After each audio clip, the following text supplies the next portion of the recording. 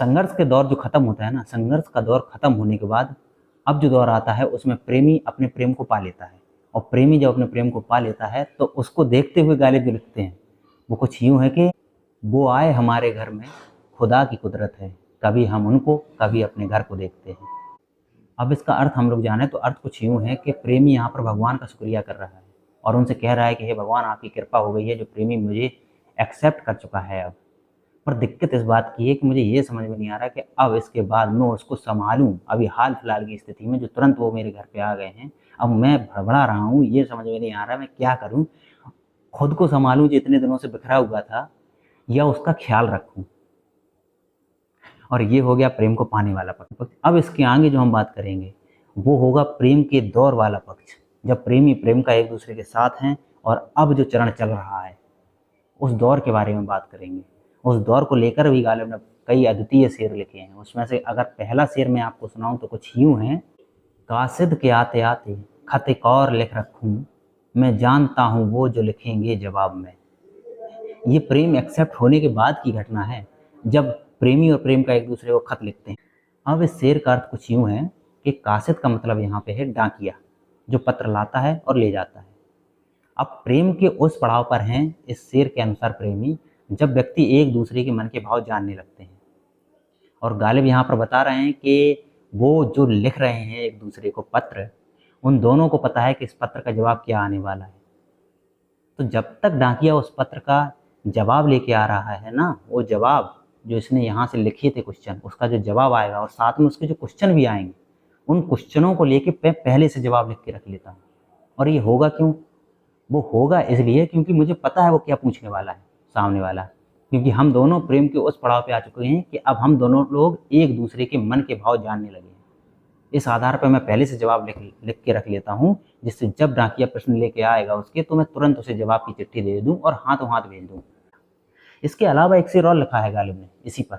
ये जो पड़ाव चल रहा है ना प्रेम पक्ष का, जो दौर चल रहा है, उसके ऊपर एक और शेर लिखा है। वो शेर कुछ यूं है। उनको देख के मुँह पे जो आ जाती है रौनक, उनको लगता है कि बीमार का हाल अच्छा है। मतलब प्रेम के अब उस पड़ाव पे आ गया है इंसान है, जब वो केवल प्रेमी को देख भर लेना तो उसकी सारी समस्याएं दूर हो जाती हैं। इसी चरण में अब हम आगे बढ़ें, जब प्रेम का दौर चल रहा है, इसी दौर में जब हम आगे बढ़ते हैं तो एक शेर और याद आता है गालिब का। वो शेर कुछ यूं है कि इश्क ने गालिब निकम्मा कर दिया, वरना हम भी आदमी थे काम के। और ये सच भी है।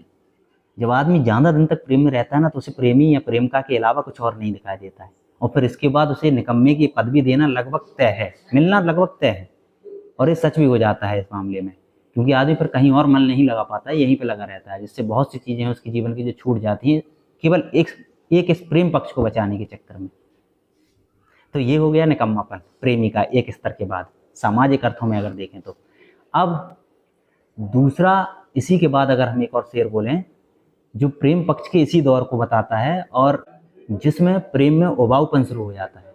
और ये होता कब है? जब आप प्रेम में काफ़ी लंबे समय तक रहते हैं ना, और एक दूसरे को बहुत गहराई से जान लेते हैं, तो ऐसा लगता है जैसे कि अब कुछ बचा नहीं जानने को, और कहने और करने को कुछ रह नहीं जाता है। फिर होता है उबाऊपन शुरू।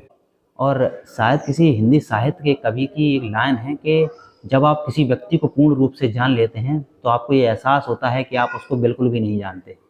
और इस लाइन का मतलब ये हुआ कि जब व्यक्ति हर तरीके से किसी इंसान को जान लेता है और फिर भी कोई नई चीज़ें निकलती रहती हैं या नई तरीके से वो बदलता जाता है, तब ऐसा लगता है कि यार मुझे तो लगता था कि मैं इसको पूरे तरीके से जान चुका हूँ, पर वास्तविकता तो ये है कि हर दिन ये कुछ ना कुछ नया रंग दिखा रहा है। अब ऐसा लगता है जैसे किसी मैं पूरे तरीके से, तो छोड़ो बिल्कुल भी नहीं जानता हूँ, अनजान है एकदम मेरे लिए।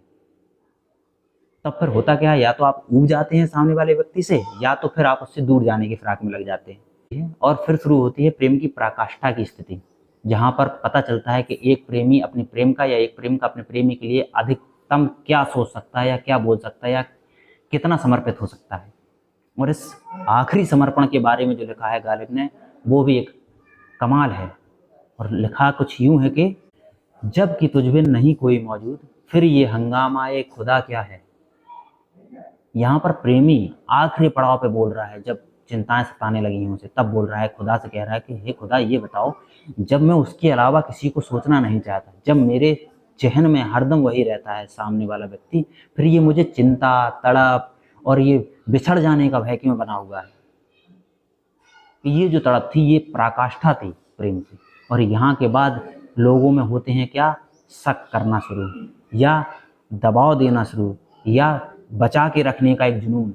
और ये सब चीज़ें जब किसी फूल सी नाजुक रिश्ते को आप दबाते जाएंगे तो चीज़ यही होगी, या तो वो आपसे बिछड़ जाएगा या तो फिर बेवफा हो जाएगा। और ये दोनों रास्ते यहाँ से ऐसे खुलते हैं। अगर प्रेमी आपसे बिछड़ गया है और प्रेम में बने हुए हो आप लोग, किसी कारण बस एक दूसरे से अलग होना पड़ रहा है, तो वो प्रेम अमर हो जाएगा। और यहीं से अगर आप बेवफाई में निकल गए हो तो फिर और चरण बन के नीचे आते हैं। तो ये जो हम लोग बात कर चुके हैं, जो चरणों की हम लोगों ने बात की है कि या तो बेवफाई होगी या अलगाव होगा। अब अलगाव को लेके जो गालिब ने लिखा है वो कुछ यूँ है कि ये न थी हमारी किस्मत कि विशाल यार होता, अगर और जीते रहते यही इंतजार होता। इसका अर्थ गालिब बता रहे हैं हमारी किस्मत में आखिरकार बिछड़ना ही लिखा हुआ था, और अगर हम और भी साथ में जी लेते तो जानवर से ज़्यादा वो इंतज़ार माना जाता बिछड़ने के उस क्षण का, जब हमें बिछड़ना पड़ेगा। तो ये हो गया बिछड़ने वाला पक्ष। पर बिछड़ने के बाद होता क्या है, जब मजबूरी से व्यक्ति बिछड़ता है, दोनों लोगों में प्रेम बना हुआ है लेकिन फिर भी बिछड़ना पड़ रहा है, तो प्रेम अमर हो जाता है। और अमर होने को लेकर गालिब ने जो लिखा है वो कुछ यूँ है कि हस्ती की मत फरेब में आ जाए यो असद, हस्ती तमाम हल्काए दामे ख्याल है। और इसका अर्थ ये हुआ कि ये दुनिया, ये जीवन, ये झूठ हो सकता है पर प्रेम का विचार हमेशा अमर रहेगा।